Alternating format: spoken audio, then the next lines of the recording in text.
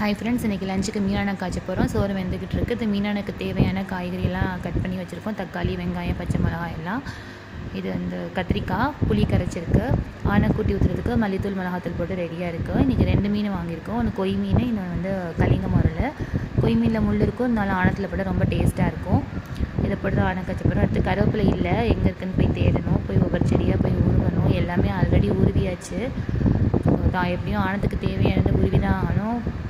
தேவையான கருவேப்பிலையை உடச்சிட்டு வந்தாச்சு. இதெல்லாம் சேர்த்து ஆழத்தப்ப கூட்டி ஊற்றணும். அங்கெங்கே இங்கேன்னு கருவேப்பிலையை தேடி எடுத்தாச்சு. ஆழம் கூட்டி ஊற்றியாச்சு. இப்போ கொதி வரணும். அடுத்து வறுத்த மீனுக்கு ஃப்ரை பண்ணிக்கிறதுக்கு மீனை மசாலா போட்டு வச்சுட்டு ஃப்ரை பண்ணியாச்சு. சோறு வெந்துச்சு, ரெடி ஆகிடுச்சு. மீனும் வறுபட்டுருக்கு, ரெடி ஆகிடும். ஆணை கொதிச்சதுக்கப்புறம் மீனை தூக்கி அதில் போட்டு ஒரு கொதி வந்தொட்டி இறக்குனா இன்றைக்கி மீனானோ முடிஞ்சிருச்சு.